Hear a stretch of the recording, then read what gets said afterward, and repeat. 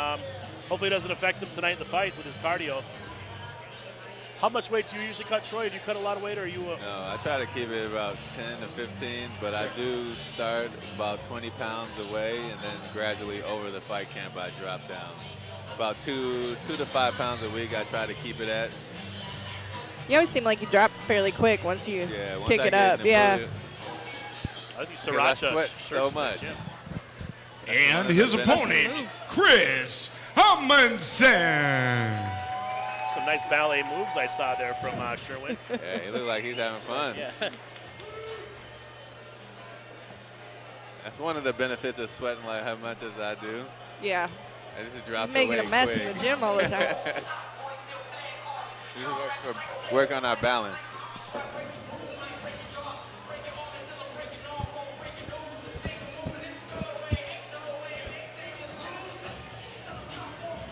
Yeah, I remember this Chris guy. He's really tall for this weight.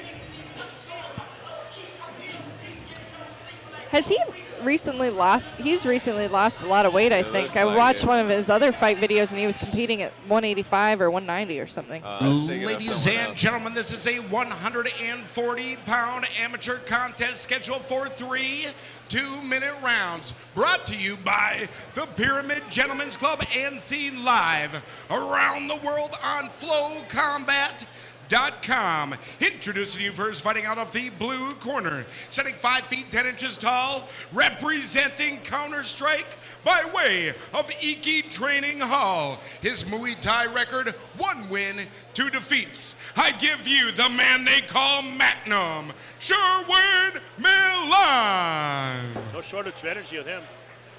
And his opponent fighting out of the red corner, standing 6 feet tall even, hailing out of Edina, Minnesota, representing Spartan MMA. His Muay Thai record, 1 win, 1 defeat. I give you Chris Sidcom Amundson.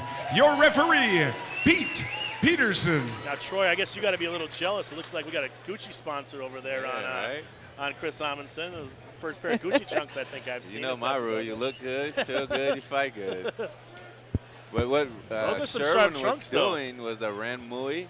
It's a traditional dance you do before a Muay Thai fight for the people at home that do not know what a Ran Mui is. It's to show respect for your gym, your trainers, your family, and everyone pretty much who supports you. So it's just a way that the fighters are able to give back to the people that they love. Sure. Well, he's having a good time in there. Oh, yeah. It's fun getting in that ring. So you should enjoy it while you're in there. I call those the diaper-style Thai trunks. So did they say his nickname was Sitcom? I missed Magnum, I think. Oh. You know, I love nicknames of fighters. I don't know how many fights, early ones, Caitlin. That's one of my things I love to talk about.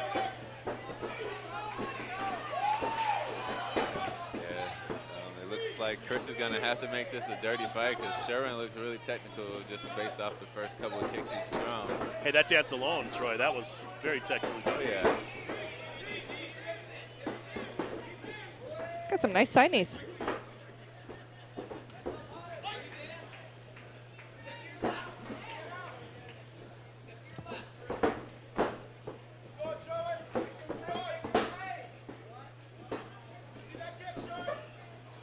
Having 3 fights, Sherwin looks really calm and technical with his stance and his footwork. Ooh-wee. Yeah. It looks like Chris isn't going to want to let him kick him like that.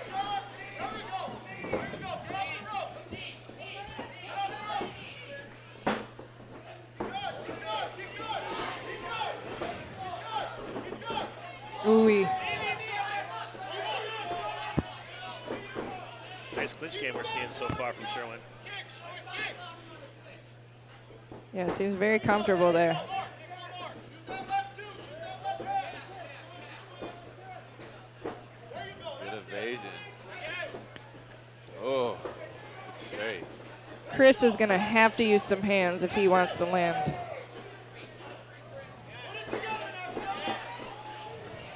He's not going to play this. He's not going to win the Thai style game with this guy. Good teep to the face. Yeah, it looks like he's going to have to slug him out of there and keep the heat on him.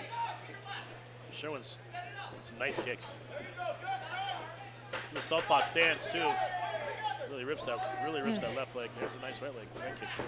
Yeah, those left body kicks are gonna pay dividends in the later money rounds. In the bank, right? Yeah, with those arms, he's landing them flush on those arms every time. It was a really beautiful round by Milan. You know, nice. He's another guy. We got so many good 140-ish pound fighters around.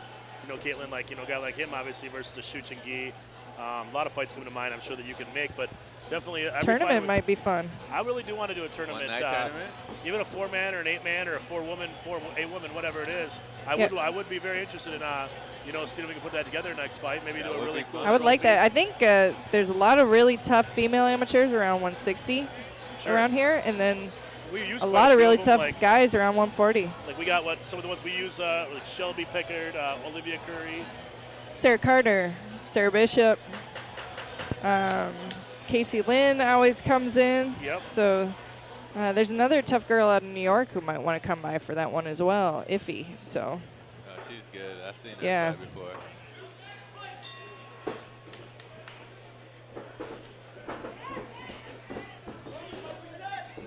Chris is going to really have to keep the heat on here with his hands, I think, to win this round and this fight.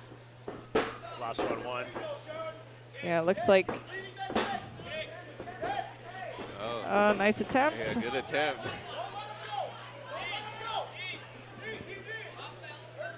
Stingy had to get that leg behind Chris's legs there to execute that sweep.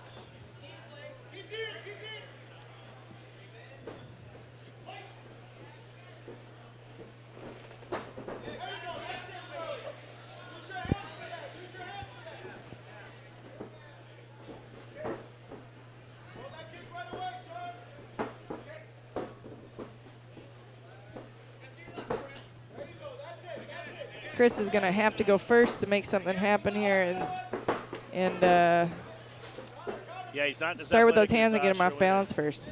Yeah. First time we've seen something. Sherwin hasn't thrown a lot of punches, but nice little jab there on the inside.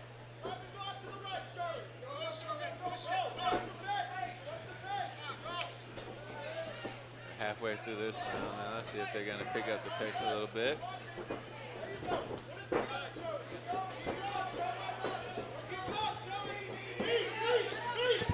See those body kicks leaving some nice red marks, Troy, on the right side of Chris's body. As you said, that money in the bank for later rounds. I love seeing it.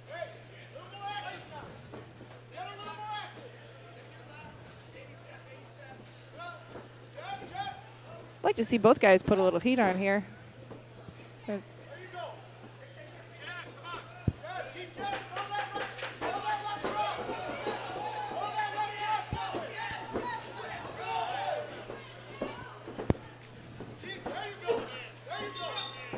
Making those deposits. Chris is hanging in there, but struggling as far as you know, keeping pace with the technique. Yeah, he's going to have to make this last round violent if he wants to get something done. He's going to have to do what we saw Boz do in the round 3 of his fight. Exactly. Got to muck it up a little bit.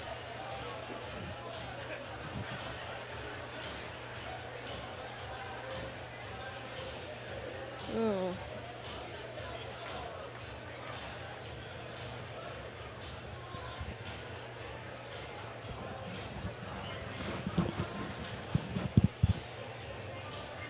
Round 3 should be where, you know, Sherwin's up 2-0. Chris has nothing to lose here.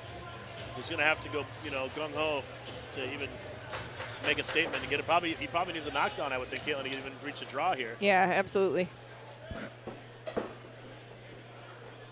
Good sportsmanship from these two. We've had some great sportsmanship overall tonight. A lot of respect for each guy.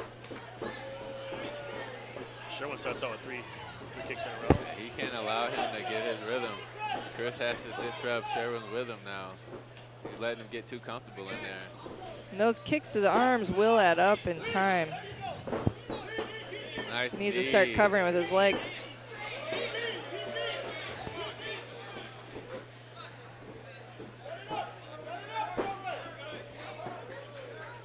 Chris doesn't do well when there's a lot of distance between them. Sherwin knows how to set up and use the range a lot better. Obviously, his kicks help. Yeah, he has very good timing.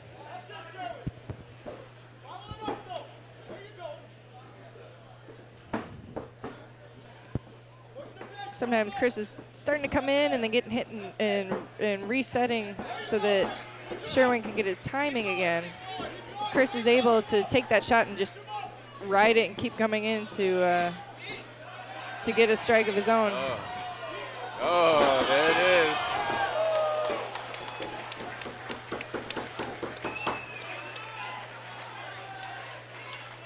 Sherwin is a little too much for him, and that he really tried to. He put the heat on, the opposite of what Amundson needed to do this round, and Sherwin decided to do instead.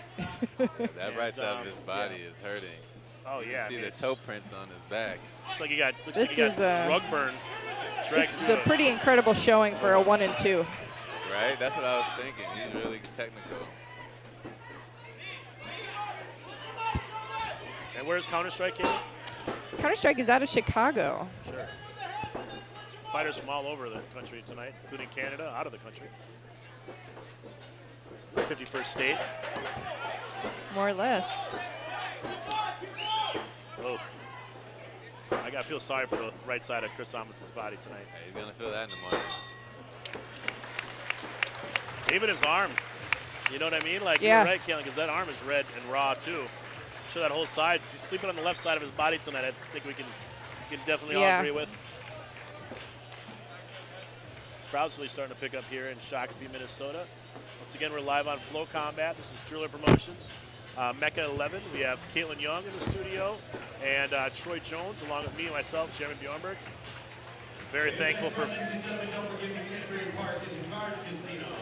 You guys can play blackjack right here as well as multiple card games. Troy, you a card player at all? A little bit. I should play blackjack quite a bit. Not so much recently, but when I first turned 18, I was in there every weekend. Seeing how intelligent you were or weren't? Yeah, right.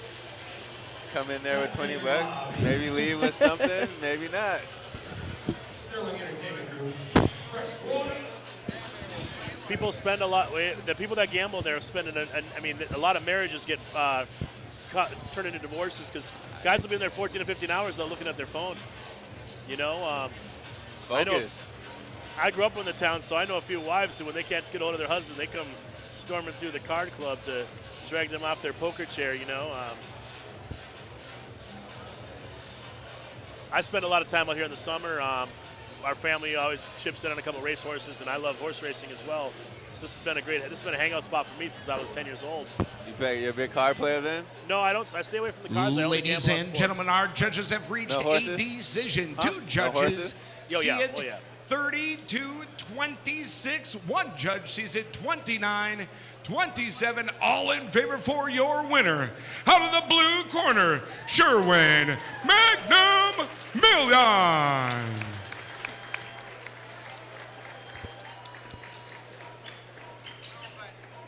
Sherwin